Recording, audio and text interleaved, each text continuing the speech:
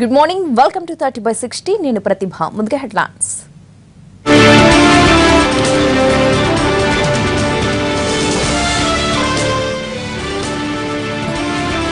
ప్రత్యేక సెషన్లో చర్చ రచ్చ. వైసీపీ అల్టిమేటంతో ప్రభుత్వం అప్రమత్తం.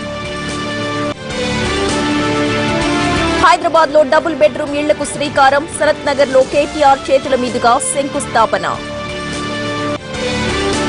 ఏటీఎంలపై వానాక్రై వైరస్ ఎఫెక్ట్. క్యాష్ కష్టాలు మరిన్ని రోజులు కొనసాగే ఛాన్స్.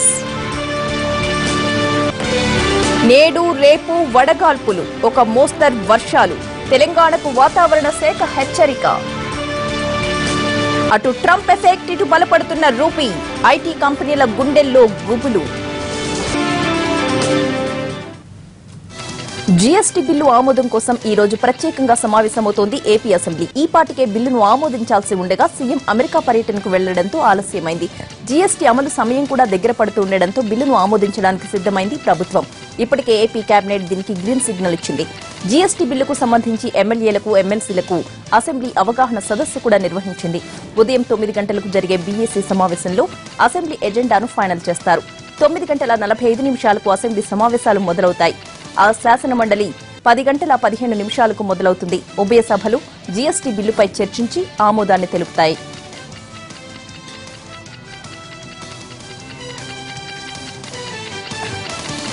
కేవలం జీఎస్టీ బిల్లు వరకే సమావేశాన్ని పరిమితం చేయాలని ప్రభుత్వం ఆలోచిస్తున్నా వైసీపీ మాత్రం అందుకు ససేమిరా అంటోంది. ప్రజా సమస్యలు చర్చించడానికి వీలుగా సమావేశాలు నిర్వహించాలని డిమాండ్ చేస్తోంది. రైతులను మోసం చేసిన ప్రభుత్వ విధానాన్ని సమావేశంలో ప్రశ్నిస్తామన్నారు జగన్. మిర్చితో పాటు ఇతర పంటలకు గిట్టుబాటు ధర కల్పించడంలో ప్రభుత్వం విఫలమైందన్నారు. రైతు సమస్యలతో పాటు వేసవిలో తాగునీటి ఎద్దడి వంటి ముఖ్యమైన అంశాలపై చర్చ జరగాలని పట్టుపట్టనుంది వైసీపీ. అయితే ప్రభుత్వం మాత్రం జీఎస్టీ మినహా ఇతర ఏ అంశాల జోలికి వెళ్లకూడదని భావిస్తోంది. జీఎస్టీ బిల్లుకు ఏపీ కేబినెట్ ఆమోదం తెలియజేసింది. స్పోర్ట్స్ పాలసీకి కూడా గ్రీన్ సిగ్నల్ ఇచ్చింది. కాంట్రాక్ట్ కార్మికులకు 50% వేతనాలు పెంచాలన్న ప్రతిపాదనకు కూడా ఆమోదముద్ర వేసింది మంత్రివర్గం. ప్రధాని మోడీతో జగన్ భేటీ అంశంపైన కేబినెట్ లో ప్రస్తావనకొచ్చింది. మోడీ అపాయింట్మెంట్ ఎందుకు ఇచ్చారు అనే అంశం కంటే జగన్ భేటీ అంత రహస్యంగా ఎందుకు జరిగింది, ఏ అంశాలను చర్చించారు అనే విషయాలను ప్రజల్లోకి తీసుకువెళ్లాలని మంత్రులకు సూచించారు చంద్రబాబు. అసలు జగన్ మోడీని కలిసి చర్చించింది ఒకటి, బయటకొచ్చి చెప్పింది మరొకటి అన్నారు మంత్రి లోకేష్. ప్రభుత్వం రైతు సమస్యలను పరిష్కరిస్తుంటే ప్రతిపక్షం సభను అడ్డుకుంటామనడం ఏమిటని ప్రశ్నించారు లోకేష్.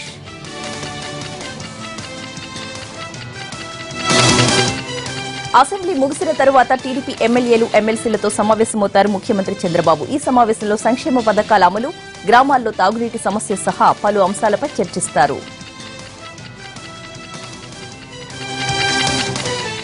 తెలంగాణలో ఈ రోజు రేపు ఎండలు మండిపోతాయని, వడగాల్పులు వీస్తాయని హెచ్చరిస్తోంది హైదరాబాద్ వాతావరణ శాఖ. అనేక చోట్ల 42 డిగ్రీలకు మించి ఉష్ణోగ్రతలు నమోదవుతాయని స్పష్టం చేసింది. మరోవైపు అక్కడక్కడ ఉరుములు మెరుపులతో కూడిన మోస్తరు వర్షాలు కురిసే అవకాశం ఉన్నట్లుగా కూడా చెప్పారు అధికారులు. ఇదిలా ఉంటే నిన్న రాష్ట్ర వ్యాప్తంగా ఎండలు మండిపోయాయి. ఆదిలాబాద్, నల్లగొండలో 45 డిగ్రీల సెల్సియస్ చొప్పున ఉష్ణోగ్రతలు నమోదయ్యాయి. అనేక ప్రాంతాల్లోనూ 44 డిగ్రీలు రికార్డయ్యాయి. గత 24 గంటల్లో నాగర్ కర్నూల్లో 2 సెంటీమీటర్ల వర్షపాతం నమోదైంది. కొల్లాపూర్, నవాబ్పేట్, మనుగూరు, దోమగొండ, రామాయంపేటల్లో 1 సెంటీమీటర్ చొప్పున వర్షం కురిసింది.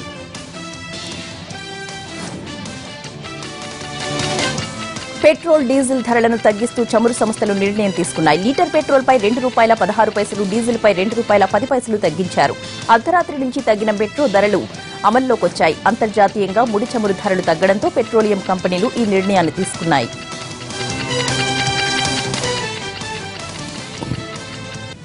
కేసీఆర్ పరిపాలన రైతులకు శాపంగా మారిందని ఆరోపించారు టీపీసీసీ చీఫ్ ఉత్తమ్ కుమార్ రెడ్డి. నాగర్ కర్నూలు జిల్లాలో పర్యటించిన ఆయన రానున్న ఎన్నికల్లో ఈ ప్రభుత్వానికి బుద్ధి చెప్పడానికి రైతులు సిద్ధంగా ఉన్నారని చెప్పారు. మిర్చి రైతులపై దేశద్రోహం కేసులు నమోదు చేసిన ఘనత ఈ ప్రభుత్వానికే చెందుతుందన్న ఉత్తమ్ వచ్చే ఎన్నికల్లో తమ ప్రభుత్వం అధికారంలోకి వస్తే 2 లక్షల రుణమాఫీ చేస్తామని ప్రకటించారు.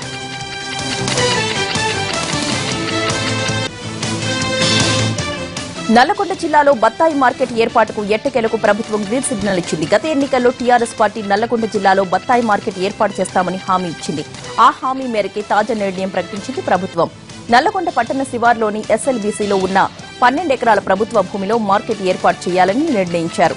దీనికోసం 1.5 కోటి నిధులు కూడా మంజూరు చేశారు. మంత్రి హరీష్ మార్కెట్ నిర్మాణానికి ఈ రోజు శంకుస్థాపన చేస్తారు.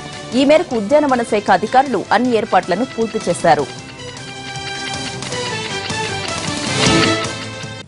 ఉమ్మడి నల్లగొండ జిల్లాలో సుమారు 1,80,000 ఎకరాల్లో బత్తాయి పంటల్ని సాగు చేస్తున్నట్లు అధికారులు చెబుతున్నారు.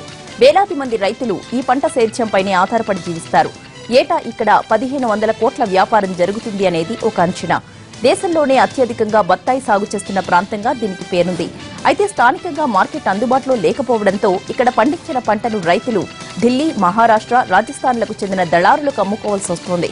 ప్రభుత్వ నిర్ణయంతో ఈ కష్టాలు తీరిపోతాయని భావిస్తున్నారు స్థానిక రైతులు. మిషన్ కాకతీయ పనులను తొందరగా పూర్తి చేయడానికి అధికారులు కృషి చేయాలని పిలుపునిచ్చారు మంత్రి జగదీష్ రెడ్డి. మిషన్ కాకతీయ పనుల్లో భాగంగా 54 లక్షల రూపాయలతో చెరువు పూడికతీత పనులను ఆయన ప్రారంభించారు. సూర్యాపేట నియోజకవర్గ అభివృద్ధికి భారీగా ఖర్చు చేస్తున్నారని చెప్పిన మంత్రి తెలంగాణను సస్యశ్యామలం చేసేందుకు సీఎం కేసీఆర్ శ్రమిస్తున్నారని వివరించారు.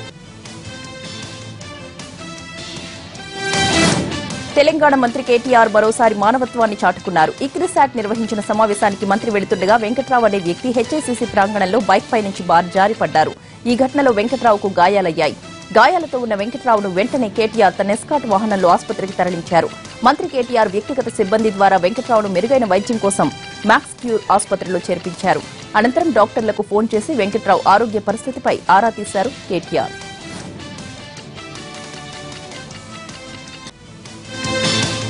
జనసేన మరో అడుగు ముందుకేసింది. పార్టీ సేవాదళ్ను ఆవిర్భవించింది. సేవాదళ్ కేంద్ర కమిటీ ఆవిర్భావ తొలితమ సమావేశంలో పాల్గొన్న పవన్ ప్రజాసేవ కోసమే సేవాదళ్ ఏర్పాటు చేశామన్నారు.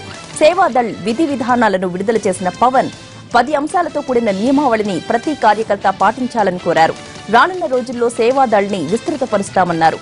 తొలుత జిల్లా స్థాయిలో 100 మందితో ప్రారంభమయ్యే సేవాదళ్ కార్యక్రమాలు ఆ తరువాత మండల, గ్రామస్థాయి వరకు విస్తరిస్తామని ప్రకటించారు పవన్.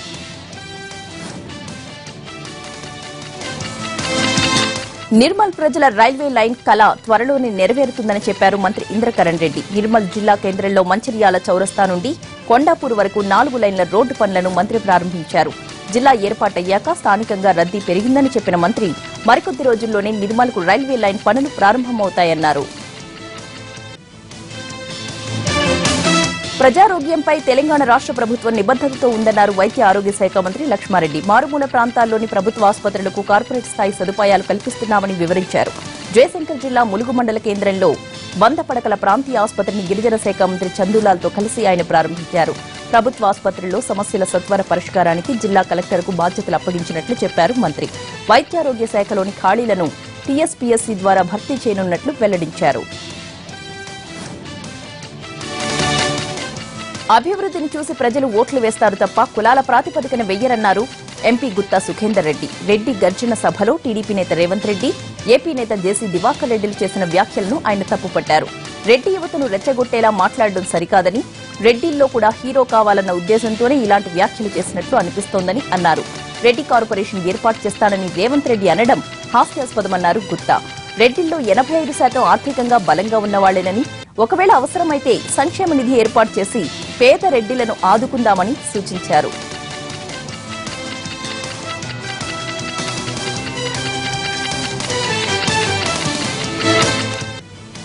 బ్రేక్ తీసుకుందాం. Stay tuned.